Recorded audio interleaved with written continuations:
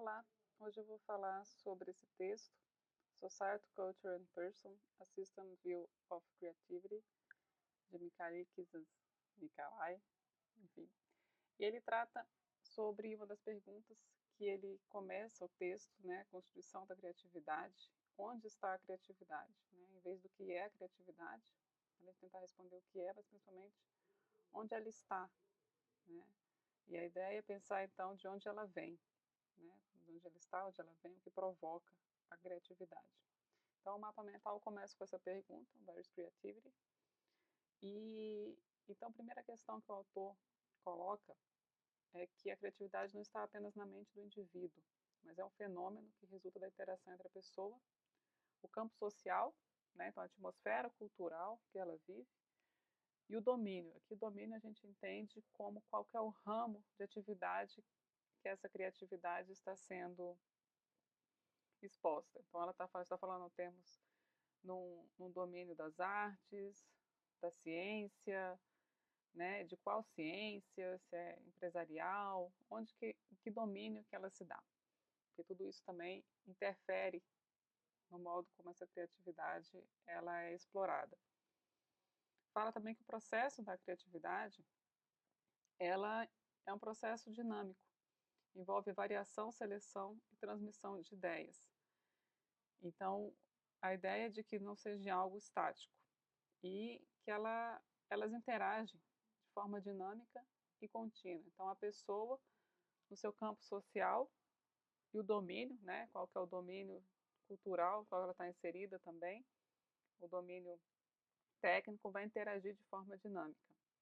E aí, dentro de domínio, ele traz um aspecto interessante que o domínio é responsável por armazenar e transmitir informações culturais. Então, é onde ficam armazenadas e aquilo que influencia o que vai ser passado para gerações futuras. Então, é como se o domínio é responsável por dizer o que a gente transmite.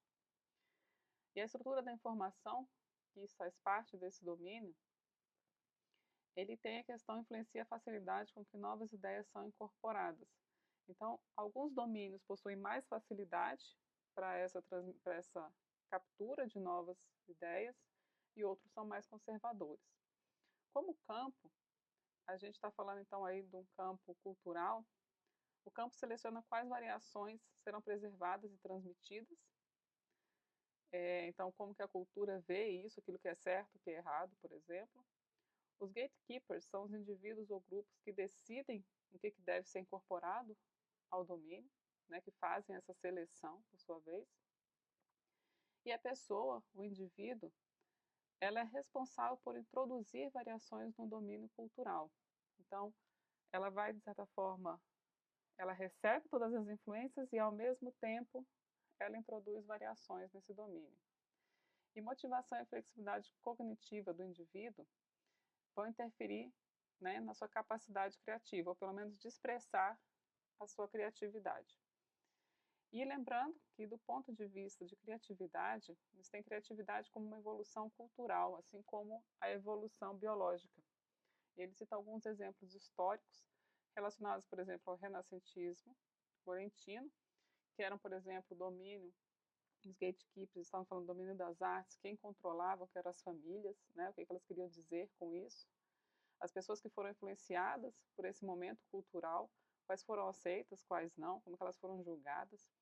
E fala muito de casos de artistas também e cientistas. Então, a depender do momento e do tema, novas ideias podem ser aceitas com muita rapidez, mas o tradicional é que novas ideias demorem pelo menos 7 anos a serem incorporadas no novo domínio, né? Então, depende muito do tempo de maturação ou se aquela ideia ela é exposta no momento favorável para a sua incorporação naquele domínio, né? Passa um pouco também pela ideia já discutida aqui na disciplina sobre a capacidade de convencimento de um indivíduo da sua ideia para os demais. Essa questão de casualidade circular aqui, ela é bem forte e central dentro da ideia de onde está a criatividade, onde ela se desenvolve, né?